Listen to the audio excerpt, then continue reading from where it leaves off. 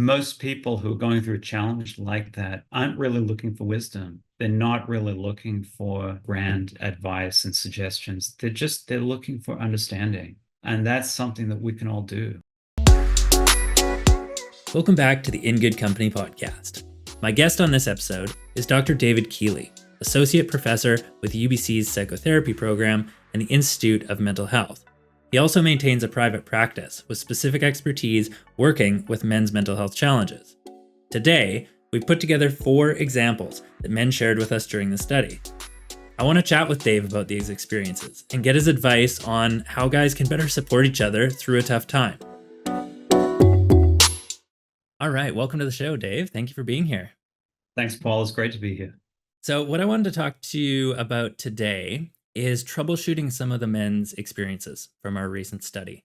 And one of the things that really stood out to me, I suppose, is that really the vast majority of guys put their hand up and said, absolutely, I would be willing to step up and help a buddy. No matter what's going on in his life, I'd be willing to help. But we talk further with them and they start saying, well, I don't know if they actually want the help, or I don't really know how to help. So there's still some things that get in the way that kind of prevent us from actually offering the help. So I want to get your perspectives on, how we can better support our buddies through challenges today. And, if we're struggling ourselves, how we might better reach out to get the help that we need. Sounds good. Yeah, I hope we can clarify a few misconceptions out there. Awesome. So I guess in general, just to start, we're talking about these challenges that guys face. What are some common challenges that men experience that peer support might be suited for? I think peer support can be suited for a whole wide range of issues. I think a lot of men experience emotional challenges. We have goals that we're pursuing, and some kind of obstacle appears, whether that's career, whether it's sort of school or training that we're in, or romantic relationships. The list could go on. Any of these areas, we could really benefit from bending someone's ear and having someone in our corner when we're going through it. Yeah. So I've talked about this study that we conducted recently where we asked guys to go out and take photos and then discuss with us their experiences of supporting each other through these challenges that you mentioned. So what I want to do today is I want to share some of these photos and narratives from the guys and then maybe get your feedback and thoughts on it. Given your background in consultation and psychotherapy, I'm wondering if you can maybe provide a bit of an analysis and then some recommendations for the guys that might be listening. Sure. Yeah. Okay. So the first photo that we have here is more around some of the barriers, the challenges of even speaking up in the first place. So this is a photo from Spencer. He's in his 30s, and it's a photo of a sunset on the beach. And he talked about spending some time with a buddy, and they, were walking along the water, and they sat down and they were having a bit of a chat. And he wanted to have a bit more of an open conversation about some of the stuff that was going on in his life. He was experiencing some challenges. Maybe he wanted some feedback or maybe just a sounding board from his buddy. And so here's what he said about the photo. He said, I think a lot of the time it's going to be just trying to process everything in your own head, knowing that you're not really going to be that great at communicating it because you don't really fully understand it yourself. So managing the awkwardness of that conversation from the very beginning, as well as trying to manage in your own head how to try to communicate it effectively. It just becomes a bit overwhelming to even begin to have that conversation, especially when it's all of these things in this background around masculinity, growing up and everything where it's just not encouraged ever to be at that level of vulnerability and open up to another guy. So Spencer mentioned some of these challenges about kind of understanding and articulating what's going on in his own head. Why can it be hard for guys to explicitly talk about their struggles sometimes? That's a great question. I love the picture. The photo, I'm no photo expert, but the composition seems perfect. It's just a great image. And one thing that sort of jumped out at me in what Spencer had to say around this is it's almost like there's an expectation that, what he's going to talk about ought to come across like this beautiful sunset picture with this perfect composition, as though he's got to have it all figured out before he begins communicating it. And that communication should then be sort of clear and insightful, as though it's already been sorted out. And then you're kind of just checking in or getting acknowledgement from a friend, like, yeah, I know what you mean. I don't know if that's how things really work. I think that in reality, we use conversation, we use relationships with others as a way of doing the sorting and the processing. I mean, that's kind of one of the main pathways by which we come to learn how to regulate our feelings and kind of figure out what our feelings mean. Like throughout development, that's what happens when we're growing up and we feel things, and our parents kind of help us understand that when we're very small. And I don't think we ever fully outgrow that. We kind of get relatively more able to process things on our own, but I think it remains interpersonal throughout life. I mean, that's why, people have long-term relationships. It's why that people have long-standing friendships. It's a way of being able to understand our world, understand our feelings, and use those kinds of interpersonal experiences to know ourselves better and to feel supported as we move through challenges. So, in a way, it's kind of like that expectation or belief that we should have it figured out. I think that can really get in the way. It's almost like one has to give oneself permission to be a bit awkward and kind of tolerate the awkwardness and tolerate the sort of maybe it doesn't quite make senseness of it all as one does the sharing and disclosing and opening up. Yeah. And from a gendered perspective, I think it's really common for a lot of guys that, we want to try and fix it ourselves. And if we're going to ask for help, I want to understand the problem so that I know what to ask for. Mhm. Whereas, at least from my own personal experiences with some of the women in my life, they'll congregate together around a problem to figure out, what the problem is in the first place before they decide how to solve it. So I think that can be Mhm. a real barrier for a lot of guys in particular. I think we got to start breaking that down by giving guys permission to not have to figure it all out on your own and to not have it all kind of done and then handled. I mean, that sort of defeats the whole purpose in a way of sharing. I mean, part of the whole objective in sharing is to figure it out and to process what's going on. Absolutely. Now, I always have this real interest in language and the language that we use. And so rather than kind of talking directly about maybe their mental health, how do Mhm. guys sometimes talk around it? Is there certain languages that they use to express their challenges? Well, I think it really varies. I mean, some people can be a bit more direct about it, and I think there are all kinds of reasons for that. One's experiences with important people, people's experience with others, and the openness of others. It's something that's kind of an individual difference. But I think some men might use metaphors or euphemisms and, like describe something else. So they might describe sort of like, I don't know, something in more physical or concrete terms. And so then a little bit of translation is required, and we might have to do a bit of reading between the lines to get the gist of what's going on, right? And sometimes there needs to be a little bit of back and forth at that level in order to convey a sense of understanding before it can kind of progress to more of a deeper conversation about what's actually going on beyond, below the surface. Hmm. And I think that's certainly work that, as men, we can do is, start to articulate some of those feelings Yeah. and emotions better. But I think as a buddy, as a peer, it's also, recognizing that men talk about mental health in a different way and trying to read through the lines Yeah. as you suggested. And, you're looking for clues and you're kind of saying, oh, that's a little different, why would you say something like that? And don't just let it ride, bring it up and ask for clarification. I agree. And I think that we're seeing more of a shift in the broader culture around this towards being more overt in talking about mental health and psychological issues and emotional challenges. And certainly a lot of us are hoping that this is going to reach guys who, have a bit more difficulty talking about things in those terms. But I think if we have the mindset of a kind of shared responsibility to kind of keep advancing things in that direction, I mean, I think that can help. So we talked about some of the language that guys use. Are there kind of nonverbal communication signals signs and symptoms kind of thing that, I could keep an eye out for in the guys in my life?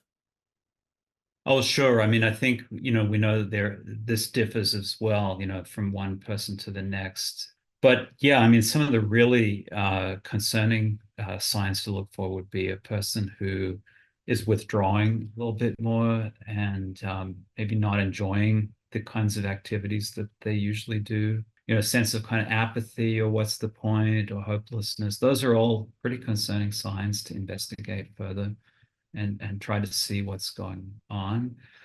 But I think men can also signal their distress in other ways, maybe an increase in alcohol use or other substance use, or some guys might bury themselves in work and avoid sort of pleasure and connecting with people. And it's kind of a way to numb themselves against some of the challenges in other areas of their life, or maybe even engaging in reckless behavior or really extreme sensation seeking behavior. I think all of those could, depending on the guy, and kind of what he's like, if it's sort of a divergence from how he normally is, definitely be a warning sign. Yeah, the key for me is really around that change, I think, right? You're Yeah. looking for change in something, change in behavior, change in mood. And that can be either, if they're quite a reserved person normally, the change could be that they're much more outgoing and drinking and partying more, or vice Yeah. versa. If they're quite an outgoing person and, now they're being more reserved and quiet, depending on a person who it is, it's a change from what they normally are like that you're kind of looking out for. And sometimes that, for some people, that's really only noticeable over time and it's more of a gradual increase. And so it's kind of like you kind of have to reflect back and say, I know we haven't had as much contact with so and so lately, but it's this has been a progressive trend. So it might be a bit more subtle. You have to pay attention to. Yeah. So, with Spencer in this example, he seems quite open. He's wanting to talk about things, and there's lots of guys that are like that. But I've certainly got some buddies that still, if you do notice something, you say, "Hey, man, you doing all right? Is everything going okay?" And they'll just give you the, "Yeah, I'm fine. No, it's all Mhm. good." So, do you have any advice for how to kind of start these conversations or deal with resistance that you might get from a guy? So there can be all kinds of reasons why someone might not really be ready to open up. They might not feel that it's safe for them to do so. And, we also all kind of share in this sort of socialization around being self-reliant, and this sort of inhibit us from opening up a bit more. But nevertheless, I think even if someone's sort of giving you the brush off, there is something to be said for that person, at least knowing that someone's made the offer, that you've reached out, that someone is there who can listen when they are ready. Maybe one thing that you could consider doing if you're getting that sort of brush off is to signal that you can listen, that you don't need them to be fine. It's kind of like you might give them an impression somehow that whatever it is that they're going through, you can handle hearing about it, and you may even be able to relate to it in some way. So even responding with something like, "Oh, well, I'll take your word for it, but just so you know, I'm all ears," right? If that's ever not the case. Or, "All right, but I'm a bit concerned about how you've been acting lately. And just so you know, in my view, it's okay for you to not be okay. And that's something that we can talk about. I'm here if you want to talk about it." I Hmm. think where it gets challenging is trying to figure out when to really push past that brush off of "I'm fine," right? And kind of be a little bit more insistent or assertive with something like, "Come on, I know that there's something going on with you, and I want to make sure that you're getting the support that you need." It's sort of like that's a little bit harder to figure out when exactly the right time is to kind of advance things, even if you're getting that brush off response. So I want to jump into our next photo here. And so this isn't a photo from Josh, and it's actually a screenshot of a text conversation that he had between him and a buddy. And I think it really exemplifies, some of those barriers. There's some examples of language and stuff in here as well. So Josh is a guy in his 50s. He's working full time. He enjoys spending time with his friends, but he's recently going through a breakup. And his friend, I think he'd spoken to his friend about some of the challenges as things were not going so right in the relationship, but it had come to the point where they'd actually separated from each other. and he reached out and he talks about being disappointed in the response that he got. So here's what he said about the text conversation. This friend of mine is a very kind hearted man. We used to be roommates for a while, and he's a very gentle soul. He takes care of our female friends. When I sent him this message, I did not explicitly say I'd like to talk to you about it. I felt awkward asking that. So I sent him this long message hoping that he would offer and maybe say, "Hey, do you want to meet up? Do you want to talk about it or even call me?" And I was surprised by the answer he gave me, which was, "Sorry to hear that. Too bad when things don't end up well. Big hug, my friend." And that was it. So clearly, Josh is kind of disappointed by the response that he received from his buddy in this circumstance. So even though he kind of openly shared what was going on in the relationship, is there a different way that Josh should be approaching getting support? He didn't explicitly ask for help, but is this on Josh to ask differently, or is it on his buddy to maybe pick up the cues a little better? Yeah, it's a great question. And it's certainly disappointing, right, that he didn't get the response he wanted. I hope he wouldn't take it to heart or get the idea that his reaching out was somehow wrong. I guess, to answer that question, it might be a little bit of both in some way and a little bit difficult to pinpoint exactly where things might have sort of fallen down there. I don't think there was necessarily a problem with the way he approached his friend. But texting someone and telling them a story isn't the same as asking and saying and kind of letting them know that I actually could use your support, or I actually need to bend your ear about something and talk something through with you. So I mean, maybe in a scenario like this, he could follow up and maybe respond to his friend by saying something. Well, actually, I was hoping that I'd be able to talk through things with you a little bit and just get your take on it. And hopefully that could advance things more to Josh's liking. It could be that his friend just sort of missed the cue, right? And kind of just it didn't land on his friend that that's what he was looking for. And the friend might also kind of buy into some of these socialized notions that it's okay to be there for women and for women to reach out, but for men, it's sort of like kind of goes against the code or something. And so he kind of didn't pick up on where Josh was coming from here. But then again, there could be other reasons why the friend isn't responsive. Maybe the issue cuts a little too close to home for him, and maybe he went through a breakup or something and it's still raw. So I think the important thing is if you do reach out and you don't get the kind of response that you're looking for, not to take it personally and not to be discouraged by it, and as the person who is sort of in the friend role as a potential support gets back to a little bit of what you've saying before around reading between the lines and kind of like looking for clues or to see a sign in a message like that. Oh, maybe this is not just a friend giving me the update of what's happening. Maybe this is my friend's way of saying, hey, I could use you right now in a way. Mm. A lot of guys talked about, from the other side as well, being a friend that received this message and, it's text, right? So maybe you're kind of quick, you just do a quick response and then you go away. And, you come back and look at it and you go, oh, maybe that's not, maybe I misinterpreted what the message was. Maybe that's not the response they were looking for. So I think it's important to know kind of from the other side of things as well that just because you didn't respond perfectly the first time doesn't mean that you've completely missed the opportunity to reach out. You can always say, "Hey man, how have you been doing?" Right? You can kind of Oh, follow sure. up, right? Yeah. So, from the perspective of Josh's friend, how can he provide some better support in this circumstance? What role could Josh's friend take in helping him navigate the breakup? Yeah, I think you make a great point. There's no statute of limitations on this. Like just because you've kind of responded with a quick text doesn't mean you can't go back and follow up. And in fact, following up is all about kind of building that sense of being in one's corner, right? So that there's some continuity Yeah. to the interaction and the It, sh- relationship. it shows that you're listening, right? Yeah, it shows that you're tracking the person and that you actually have an interest in what's going on for them, right? I Yeah. mean, that's really what being a friend is all about. About how he could be like a better support in navigating the breakup, I'd probably put a bit more stock in the listening and empathizing part of that interaction than in the giving advice. That seems to be what Josh is looking for. Just, he wants someone who can relate to what he's going through and who can help him do that kind of psychological or emotional work of moving through his feelings and adapting to the scenario and developing more of a positive adaptation rather than a negative adaptation to it.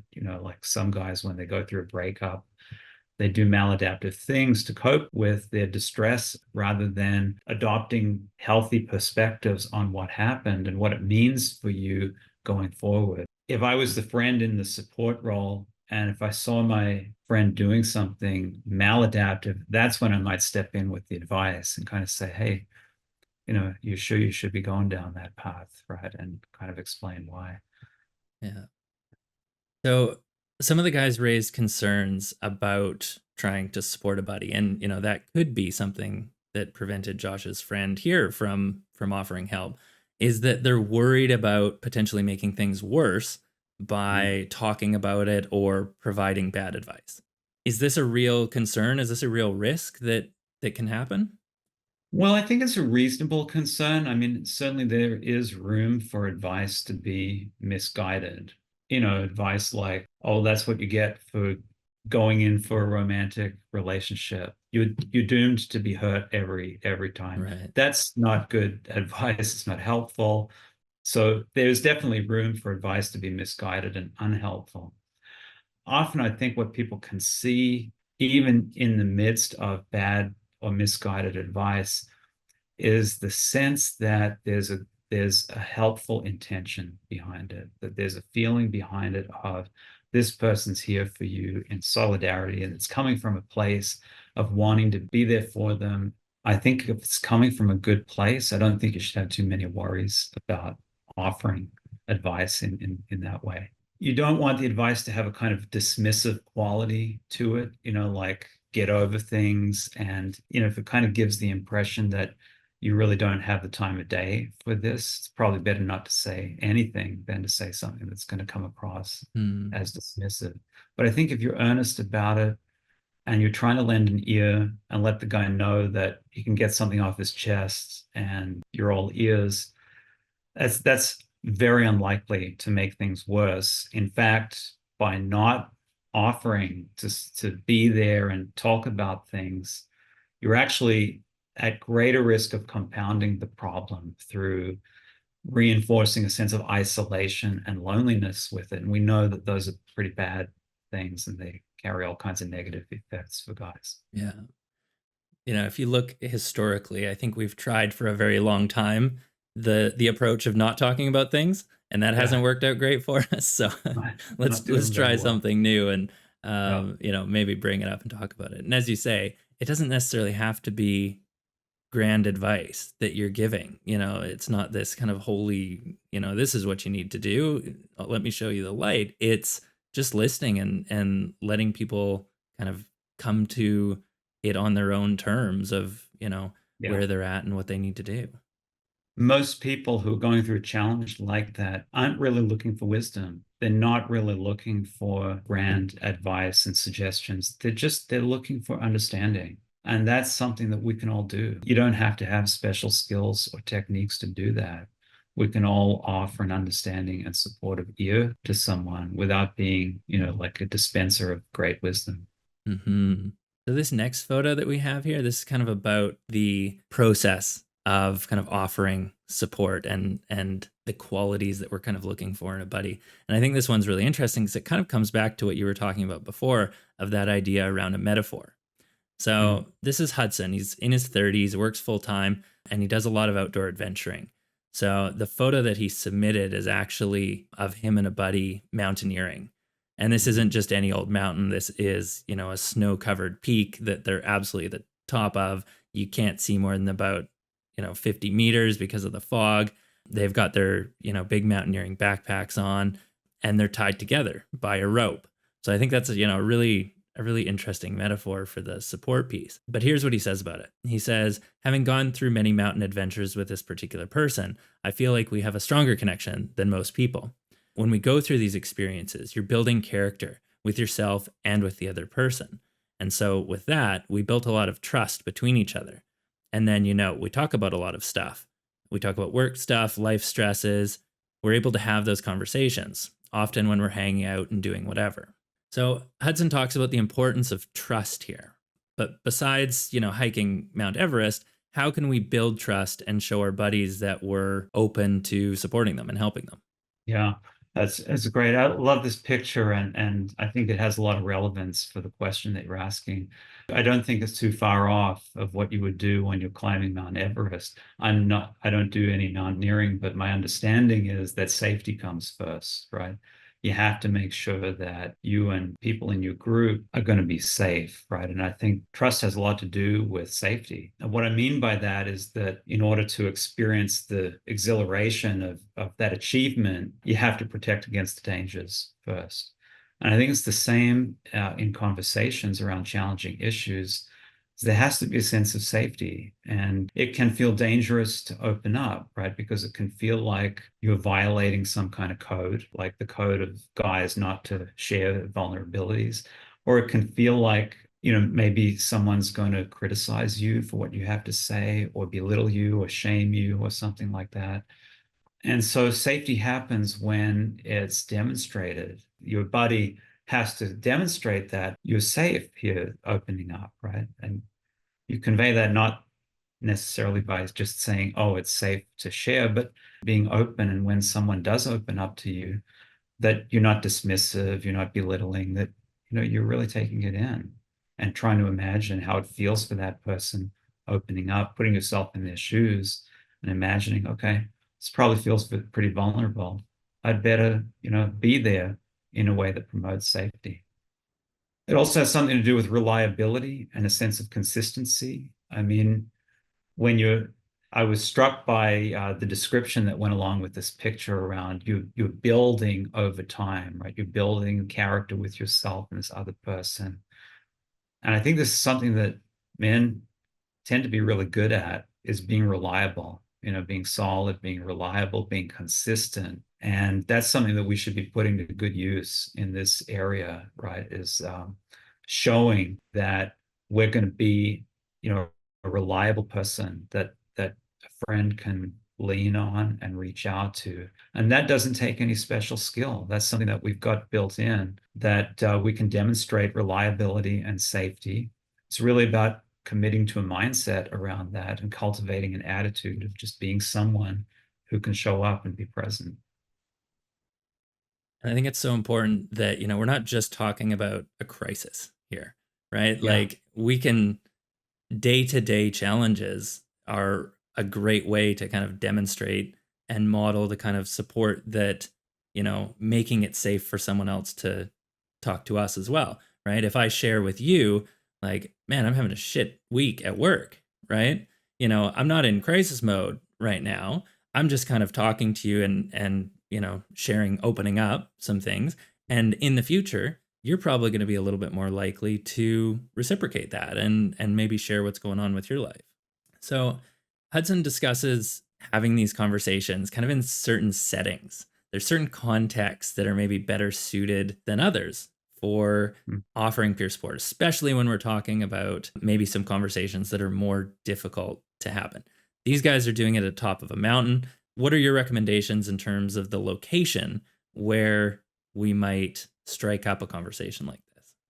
Yeah, I don't think you need to go to the top of a mountain to have these conversations. I think they can happen in a variety of settings. I mean, you don't have to be in a special place to follow up if someone says they're having a bad week.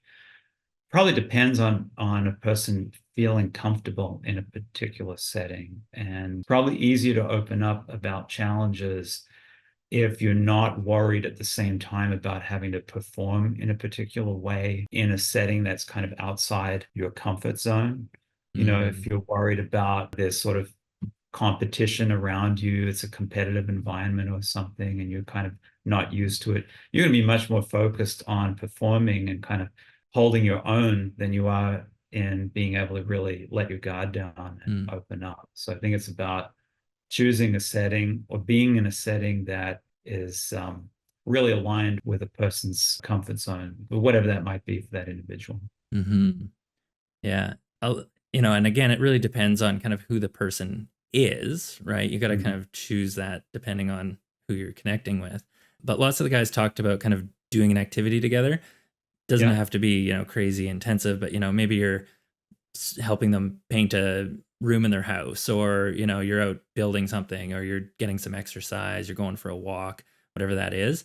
Having that kind of activity to accompany the conversation can help, I think, to cut any of the awkwardness that might come up. You can always kind of flip back to focusing on the activity for a bit and circle back to the conversation. It just gives you a bit of extra time to kind of think about what you might want to say, reflect on what they said as well. I agree. I mean, it can sort of take the focus off of having the focus exclusively be on the problem or on the issue that the person wants to talk about. So you Hmm. can kind of go back and forth, as you feel comfortable. That kind of gets back to that safety piece. It kind of contributes to safety if you feel like you can dip your toe in a little bit and then pull back, get back to the painting job for a little bit, and then sort of open up a little bit more. I think also doing those activities together, there's kind of bonding that happens around that and around, taking on a challenge together and mastering it. And it builds a sense of effectiveness, and that's usually only a good thing. Hmm. So we talked a bit about the listening skill piece, right? Mm.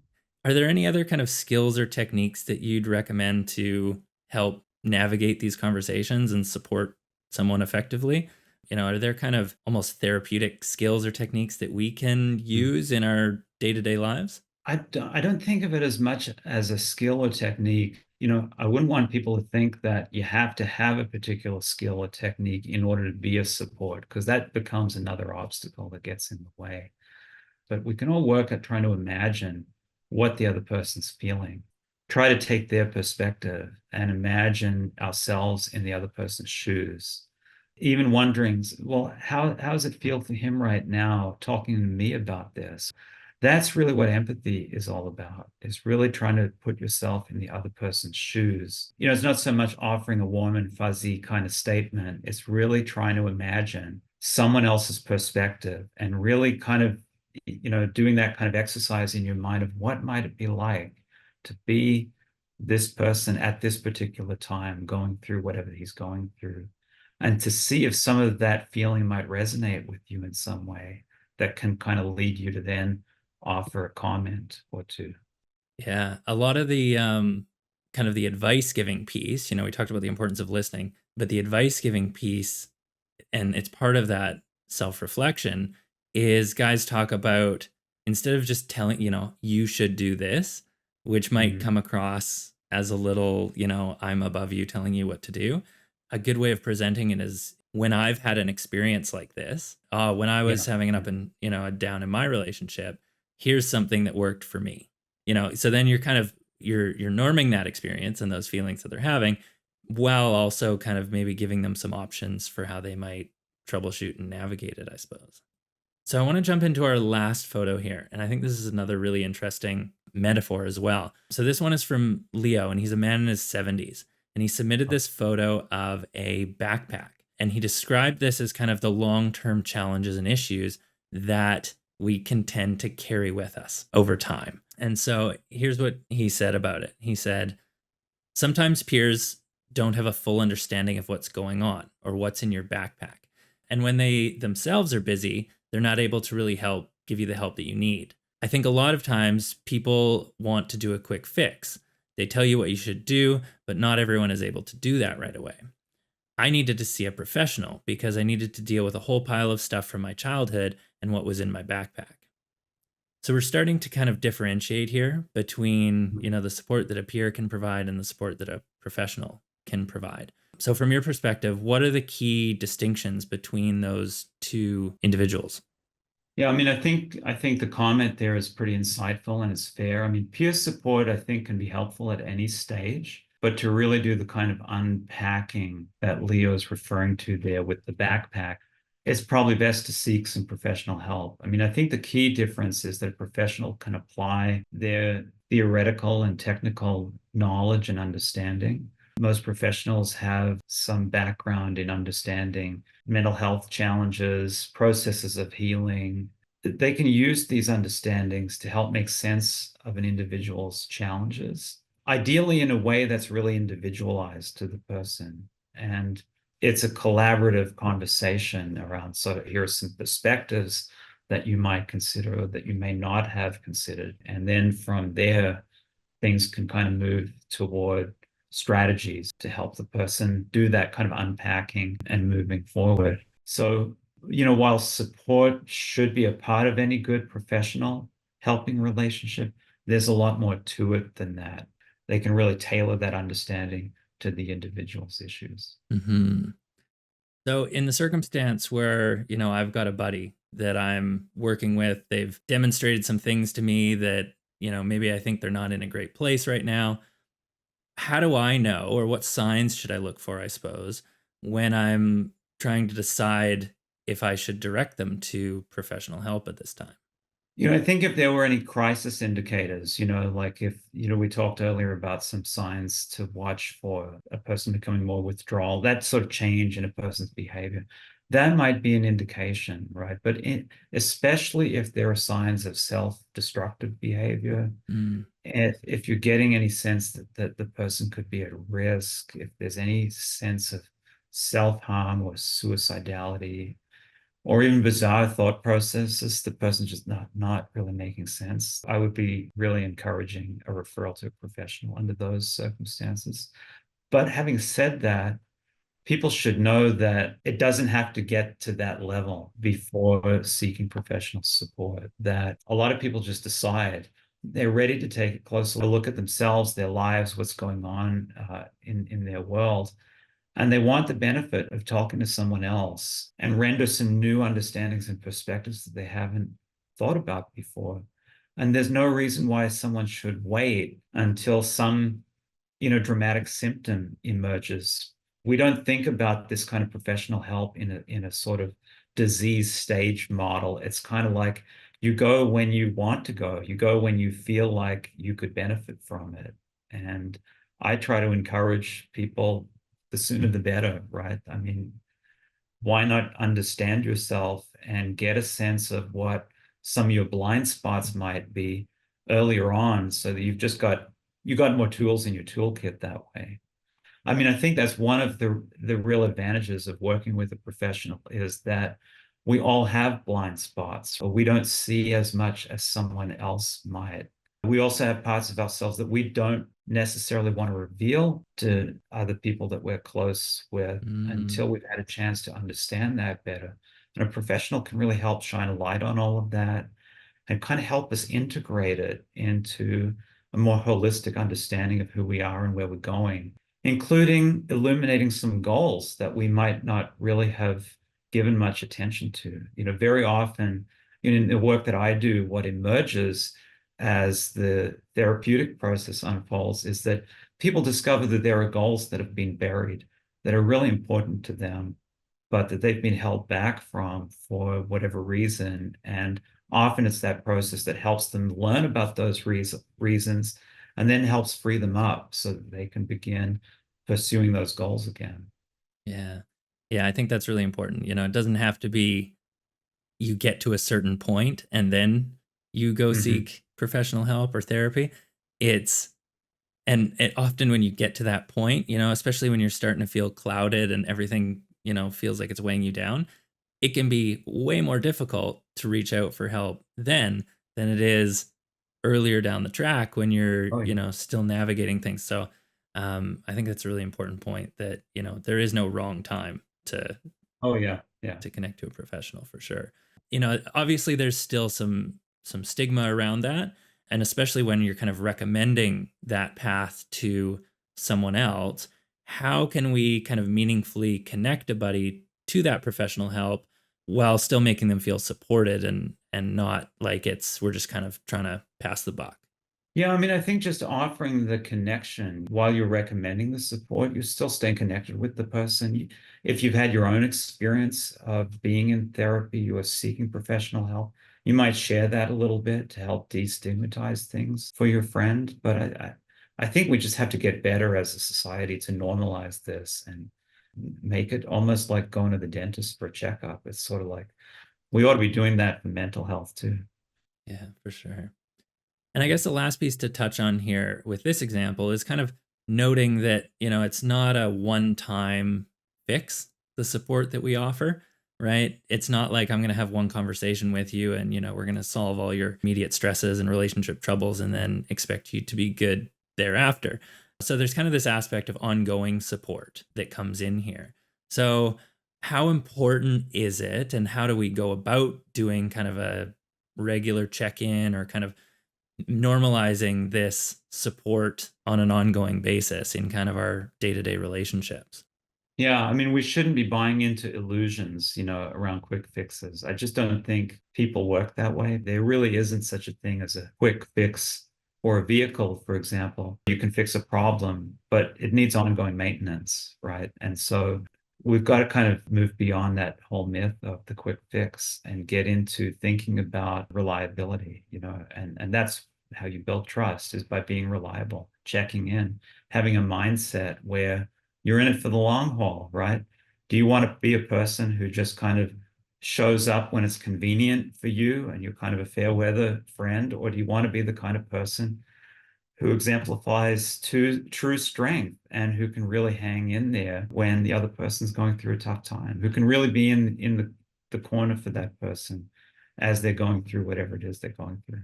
Hmm. Yeah, there's a broader picture around kind of the relationships that we develop with each other that are kind of foundational to then providing support down the track. And it kind of this whole idea of this beyond banter piece where, Mhm. we keep our relationships generally quite light and superficial. So, you don't want to burden it with any of the challenges that you have. But if you start to kind of norm those relationships, you can build that in a very healthy and ongoing reciprocal way where there's kind of Mhm. mutual benefit for everybody.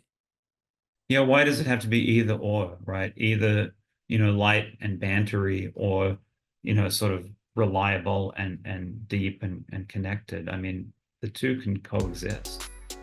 Absolutely. Thank you so much for your insights today, Dave. Oh, it's been my pleasure, Paul. Thanks so much for having me on the program. Be sure to check out the In Good Company website to learn more about men's social connection and peer support. Have a burning question or an idea for a future episode? We'd love to hear from you. Drop us a line at mens.health@ubc.ca. Thanks for listening.